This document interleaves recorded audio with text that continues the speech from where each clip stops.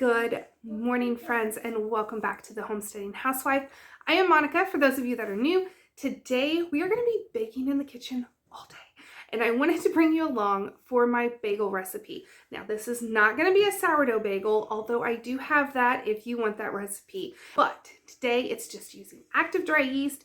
We are making some yummy bagels. I try once a week to make the fancy breads. And what I mean by fancy, like English muffins, bagels, pretzels, like soft pretzels, stuff like that. Something that doesn't have to be made, but it's something I like to have on hand just as variety. And I love to make them, so that's what we're doing. So it's a super easy recipe. They make gorgeous big bagels. Stay tuned for all that, and let's get started on baking on this very dreary, was stormy, now snowy day. So you just need a bowl, and I will be using a stand mixer today, so it's in my stand mixer bowl. And all you want is a packet of active dry yeast, or if you use bulk, 2.5 teaspoons. Usually I just do a tablespoon just because it's easier.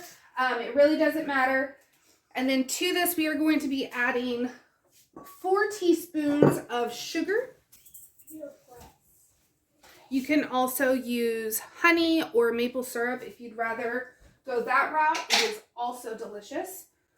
And then we want 1.25 cups of warm water. And we're just going to let this proof for about 5 minutes until it starts getting all puffy. Okay, so you can see it is puffing up, so we're now going to add 4 cups of flour, and now we're going to add 1.5 to 2 teaspoons of salt. And now we're just going to put this on the stand mixer with a dough hook and let this knead until it all comes together and forms a nice, soft, firm ball. It's going to clean the sides of the bowl. If you feel that it's too dry, add a tiny bit of water at a time.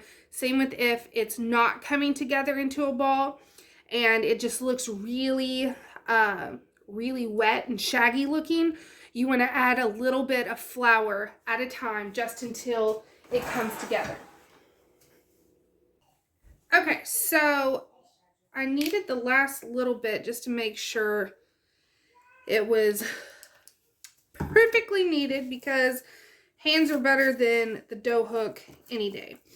And so if I wasn't making other stuff, I would just let this rise in my mixing bowl, but I'm going to need it for the other stuff I'm making. So this is just going to go sit in a warm spot until it doubles in size, and then I'll bring you back.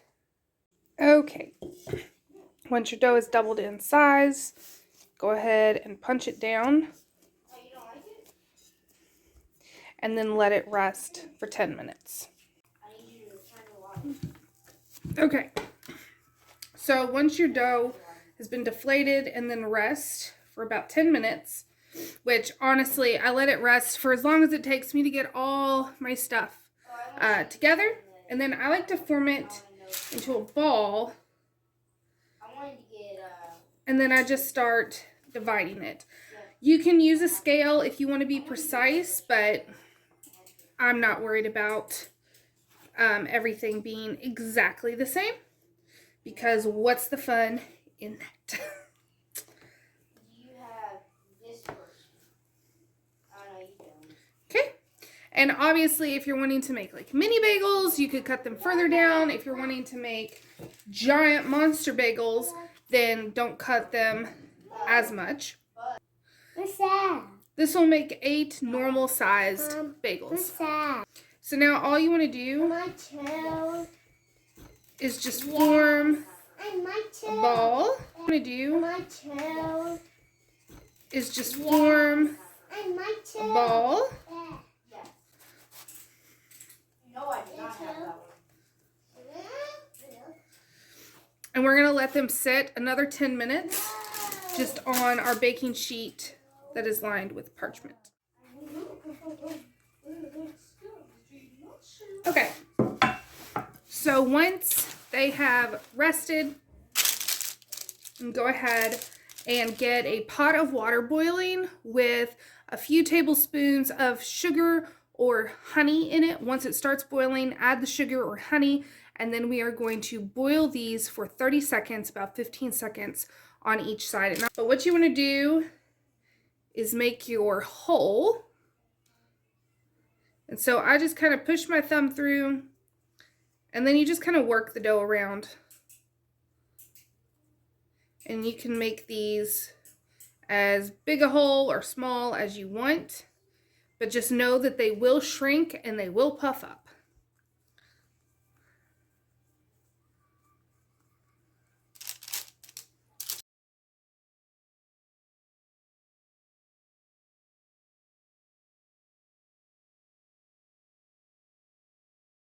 All right, so here is the finished product of these gorgeous bagels. So what I ended up doing, we were having some fits thrown, so I did not get to film what I did. All I did was boil the water like I told you to, sprinkled in some sugar, and then you just plop these in for 30 seconds on each side and then lay them back on the baking sheet. And once all of them have been done, you then want to do an egg wash on them. I egg washed all of them, and then half of them I left plain, and then half of them I did an everything bagel seasoning. And all you do is the egg wash and then put on whatever topping you're wanting. So if it's the everything bagel, you can do a dipping method where you just have the seasoning on a plate and you dip it, or I just sprinkled them on top. I've done cheese. That is also delicious. Again, you can sprinkle it, or you can put it on a plate, flip it over, and then put it back on the baking sheet. And then these bake at 425 degrees for 20 to 25 minutes until they are this nice light golden brown. And then you let them cool completely. And I will get ready to show you the inside of these. Okay.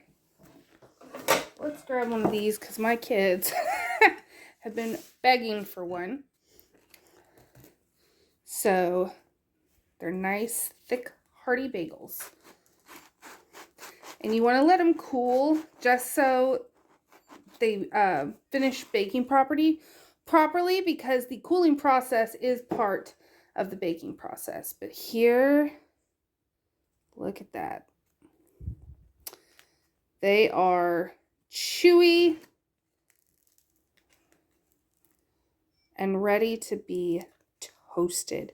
They are so soft. A little crisp on the outside because of that nice egg wash. Perfection. So I hope you enjoyed this video. If you try out the recipe, let me know down in the comment section, or if you have Facebook or Instagram, tag me in your finished products. I would love to see what you guys are baking. So until next time, thanks for watching.